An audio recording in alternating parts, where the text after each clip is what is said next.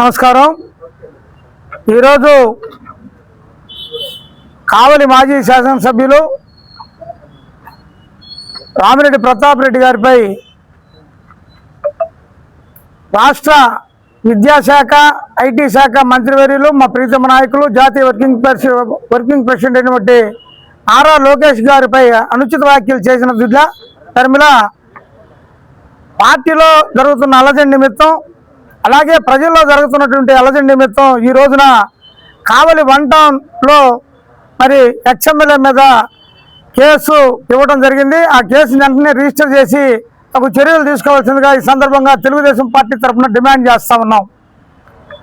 ముందు రోజు జరిగినటువంటి ప్రెస్ మీట్కి అనుగుణంగా మాట్లాడాల్సింది పోయి అనుచిత వ్యాఖ్యలతో నిన్నటి రోజున ప్రతాప్ కుమార్ రెడ్డి గారు కావలి మాజీ శాసనసభ్యులు చేసిన వ్యాఖ్యలకు లోకేష్ బాబు గారిపై చేసిన వ్యాఖ్యలకు ఈరోజు కావలి వన్ టౌన్ పోలీస్ స్టేషన్లో కంప్లైంట్ జరిగింది. తెలుగుదేశం పార్టీ వ్యవస్థాపకులు నందమూరి తారక రామారావు గారి మనవడు, చంద్రబాబు గారి తనయుడు, నందమూరి బాలకృష్ణ గారి అల్లుడు, జాతీయ నేషనల్ వర్కింగ్ ప్రెసిడెంట్ మరియు ఆంధ్రప్రదేశ్ ఐటీ శాఖ మంత్రివర్యులు నారా లోకేష్ గారిపై అనుచిత వ్యాఖ్యలు చేసిన రామిరెడ్డి ప్రతాప్ కుమార్ రెడ్డిని వెంటనే కేసు నమోదు చేసి అరెస్ట్ చేయాలని చెప్పి డిమాండ్ చేస్తున్నాం. ఆయన చేసిన వ్యాఖ్యలు కావలి నియోజకవర్గంలో శాంతి భద్రతకు విఘాతంగా ఇచ్చేలాగా తెలుగుదేశం పార్టీ కార్యకర్తలను, సానుభూతి పరులను మరి నాయకులను రెచ్చగొట్టే విధంగా ఆయన వ్యాఖ్యలు ఉన్నాయని చెప్పి ఈరోజు కంప్లైంట్ చేయడం జరిగింది.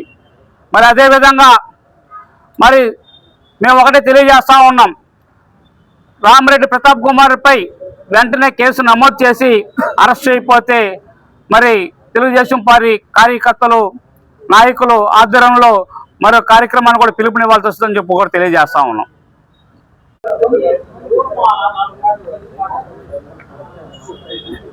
అందరికీ నమస్కారం.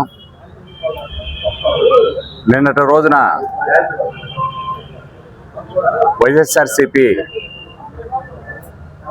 నాయకులు మాజీ శాసనసభ్యులు రామిరెడ్డి ప్రతాప్ కుమార్ రెడ్డి గారు ప్రెస్ మీట్లో మాట్లాడుతూ మా యువ నాయకులు జాతీయ తెలుగుదేశం పార్టీ వర్కింగ్ ప్రెసిడెంటు, రాష్ట్ర విద్యాశాఖ ఐటీ శాఖ మంత్రివర్యులు నారా లోకేష్ బాబు గారి మీద అనుచిత వ్యాఖ్యలు చేసిన దానికి నిరసనగా పార్టీ శ్రేణుల్లో వచ్చినటువంటి ఆగ్రహ జ్వాలల ద్వారా ఇది వెంటనే సమస్య పోవాలి, లా అండ్ ఆర్డర్ సమస్యలు రాకూడదనే ఉద్దేశంతో ఈ రోజున కావలి పట్టణ 1వ పట్టణ పోలీస్ స్టేషన్లో కంప్లైంట్ చేయడం జరిగింది.